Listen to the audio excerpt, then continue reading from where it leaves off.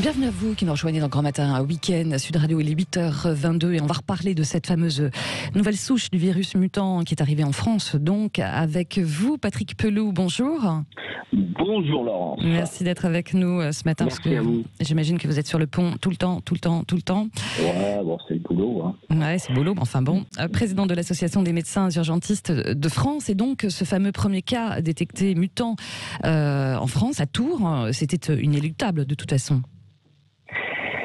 C'est inéluctable, à vrai dire, on le savait un petit peu, hein, Ouais. ce que vous confirment les virologues. En fait, le virus est très surveillé et il y a en effet des petites variantes.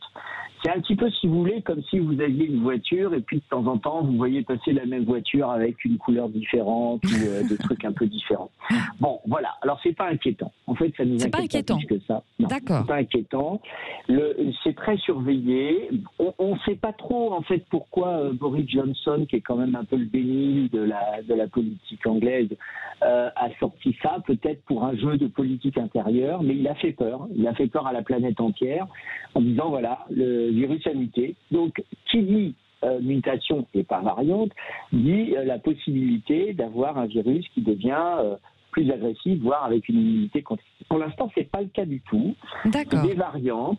Alors, il se transmet un petit peu plus rapidement parce que le virus est quand même quelque chose qui évolue dans un écosystème. Il n'y a pas que l'homme sur la planète, il y a aussi les virus, les germes, les animaux, tout ça. Donc le virus a son écosystème, donc là, voilà, il se profile un peu plus rapidement. Mais c'est très surveillé et pour l'instant, en fait, ça ne nous inquiète pas plus que ça, vous voyez. Bah, c'est bien de le dire aussi quand même. On n'arrête pas de parler là aussi ces derniers temps de troisième confinement, de troisième vague. Qu'en pense Patrick Pelloux ? Bah, écoutez, ce concept de troisième troisième vague, troisième saison, etc. En fait, vous savez, l'épidémie, elle évolue, c'est-à-dire qu'elle suit son cours. Alors en effet, parfois, vous avez un peu plus de clusters par moment, ce qu'on a vu avec donc ce concept de deuxième vague qu'il y a eu au mois de novembre, qui a touché surtout, si vous voulez, en fait, une bande verticale entre Lille et Marseille, en gros, hein. Et très probablement, ça va se déplacer vers l'Ouest, parce que l'Ouest n'a toujours pas été tellement touché par l'épidémie. Donc là aussi, on s'y attend. Faut pas que ça affole, notamment si vous voulez, je pense à une chose, c'est que le concept même de reconfiner toute la France, si jamais ça remontait d'un côté ou de l'autre. Bah, je crois qu'il faut revoir cela parce qu'à l'heure actuelle, ce que nous voyons, c'est en fait les conséquences des autres maladies du coronavirus. Notamment, vous avez les alertes des psychiatres parce que nous avons une population qui ne va pas bien. Ouais. Augmentation de la consommation des antidépresseurs, des anxiolytiques, augmentation des suicides. Et c'est quelque chose qui est très, très, très inquiétant. Donc, faut qu'on fasse vraiment une... Voilà, je pense qu'il faut qu'il y ait vraiment un débat de fond pour savoir comment on va faire, parce que vous voyez, le discours de cette nuit de l'Organisation mondiale de la santé, c'est de dire attention, ça risque de se reproduire pendant très très très très longtemps. C'est un discours qui peut être inquiétant et je ne crois pas que nous devions songer à paralyser les sociétés, paralyser la France pour des années et des années en disant voilà, on ne fait plus rien et on reste enfermé chez soi. Là pour le coup, vous avez un scénario à la Orwell de 1984. Ouais. Et c'est un médecin qui le dit, hein. Donc voilà. Ouais. Je voulais vous faire réagir, Patrick Pelloux, à notre sondage là, qu'on pose sur nos réseaux Twitter et Facebook à nos auditeurs, puisqu'on l'a entendu, hein, la campagne de vaccination débute aujourd'hui dans quelques EHPAD et maisons de retraite. Et on a posé la question à nos auditeurs, souhaitez-vous que vos aînés se vaccinent contre la Covid ? À 60%, nos auditeurs disent non. À 28%, c'est à eux de décider. Et seulement à 8%, à 11%, oui. Ça vous étonne ou pas ?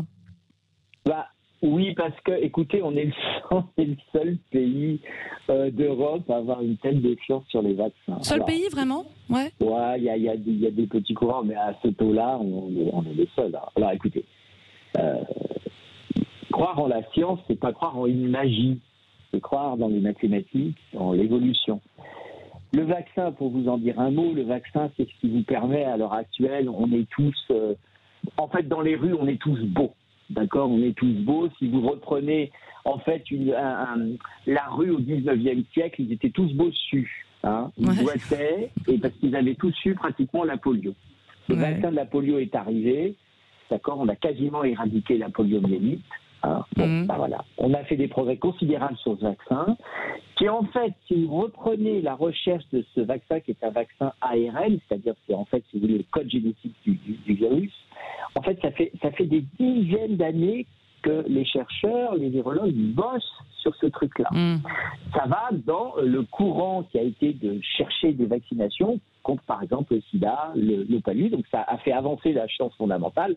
Donc, d'un coup, on a la possibilité d'avoir un vaccin très rapidement. Ce n'est pas de la magie, c'est de la science. Et là, je crois vraiment que les études, tout ce qui a été fait pour surveiller ce vaccin, vraiment, c'est exceptionnel et il est très, très surveillé. Et vous savez, là, le temps joue en la faveur de ceux qui prônent le vaccin comme moi. C'est-à-dire que là, vous avez déjà plusieurs centaines de milliers de personnes qui ont été vaccinées aux États-Unis, vaccinées en Angleterre. Ils vont être vaccinés un petit peu partout en Europe. C'est très surveillé. Et donc, en effet, si vous aviez des effets indésirables, je pense que là, on les aurait déjà vus, à vrai dire. Bon, en tout cas, on suit ça forcément de près. Merci, Patrick Pelloux, d'avoir été avec nous ce matin. Merci à vous. On vous souhaite bien du courage pour cette fin d'année. Et bonne fête. Et bonne fête quand même, malgré tout. Allez, à très bientôt, Patrick. Merci. Au revoir.